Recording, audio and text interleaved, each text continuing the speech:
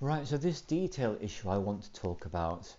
If you've got the time, and if you haven't, you really want to look at that, because perhaps making time to restore broken brain and keeping brain in wonderful optimal condition, perhaps that's the most important thing you could do for your life, for your relationships, for your job, your career, everything actually. So can you really not afford the time? That's one of my questions. So you've got to take care of what I'm going to call the detail of the micronutrients.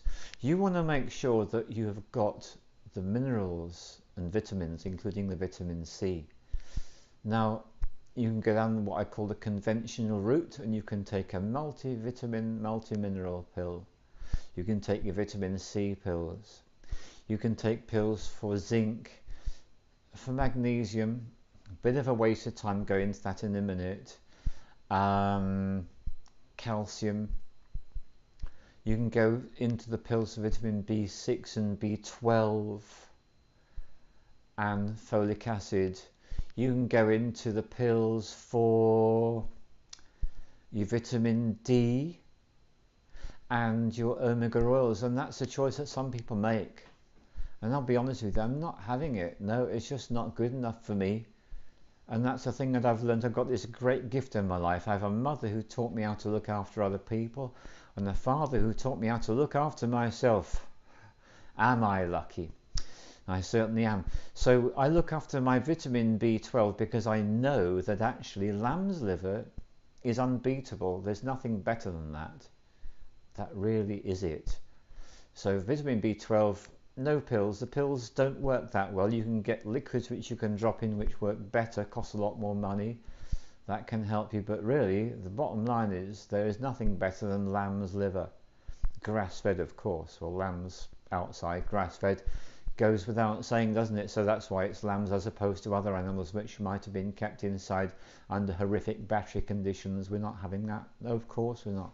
Right, so that's it. The lamb's liver, I'm sorted, vitamin B12. Once a week, once a fortnight, job done. So then we want to look at the vitamin C. Now every morning I have a drink, and this is made from rose hips. Rose hips which I've collected myself and I've dried myself and I've ground them into a powder myself, with the cat's claw for boosting the immune system, with the raw honey which is the bridge, the link that gives me the access to whatever plant medicine I'm taking, in this case the rose hip and the cat's claw. So I'm completely sorted for vitamin C because every day I'm having a really big dose of natural bioflavonoid rich vitamin C. It's completely unbeatable. There is no pill that will come within 100 miles of that. So that's what I do because I just can't afford to mess about. So what else am I looking at for my nutrients? Well, I've mentioned them already. There's the berries, the blueberries, the blackberries I pick myself. There's a pomegranate. God bless them, they're jewels. These are jewels which will change your life. Everyone who's ever been to a plant medicine retreat sees me putting pomegranates in the breakfast, lunch and dinner and making juices. Why do I do it? Do your own research. I'm not even going to tell you why. It's all there if you want to look it all up, and you can look at that intuitive medical medium he likes to call himself. There's a wonderful book. I'll give you the link to that at some point. All very good stuff. So basically I'm looking after my minerals and my oils, of course. I've mentioned them already. I've got the hemp oil, the flaxseed oil, pumpkin seed oil. We've got fish oils. We've got the grass-fed butter. We've got the coconut oil. This is really making sure that I've got all the oils my brain and nervous system needs to be in top condition. So it means that I can do what I need to do. And it means I can rise to the occasion whenever I need to. So here's the situation. I've been facing something to do with my mum, which is that she's currently in a care home.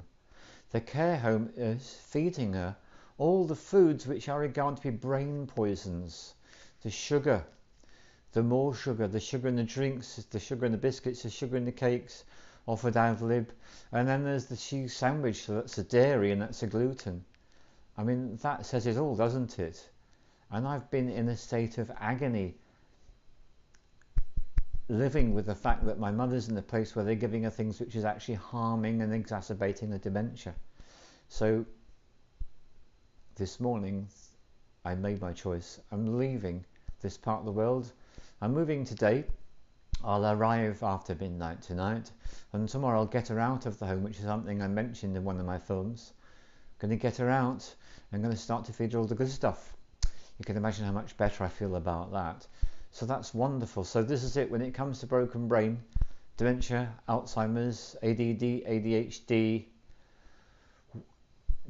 depression, anxiety, whatever it is you're suffering from, when you start to take control with the diet. So let's go some more in the diet. If you're a meat eater, carry on, but make sure it's grass-fed, best possible quality. And my suggestion for you is to keep the quantity down. Quantities low of the meat, quantities up of the vegetables. So all my micronutrients are taken care of by a green juice and a red juice. My green juice is Swiss chard, spinach,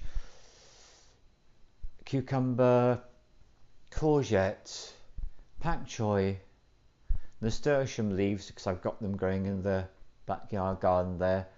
Any wild leaves which are really good, and any organic ones which I can grow myself or get from the farm shop or the supermarkets. I've got my green juice, and I like to put some apple in there as well for myself. You could put celery in if you like. And I've got my red juice, which is of course pomegranate, beetroot, carrot, grapes, apple,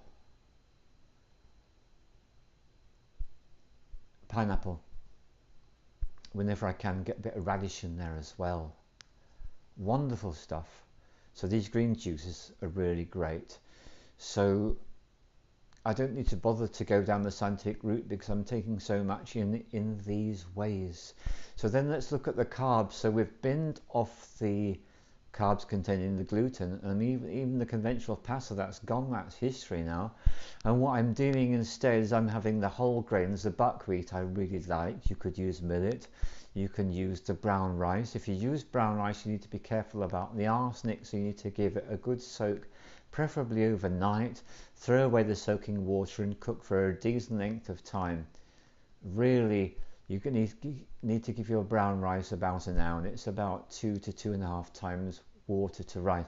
And that really is to say we've just about reached the end of level 2 in the food side, because we'll be going in the future into level 3, and level 3 is going to be going into even more detail, but you've got the picture now. So fish is fine, but you want to make sure you can get the best quality you can. Avoid all farmed fish. Farmed salmon, no. Tilapia, fancy fish from Vietnam, no. It's pretty obvious, isn't it? You've got to make sure these are wild caught fish. Of course you do. And if you want to be vegan about it, that's absolutely fine as well. You're going to be going even more into the nuts and the seeds than other people might do, but we all want to be going into the nuts and the seeds. They're so good. Walnuts for the brain, pecan nuts for the brain.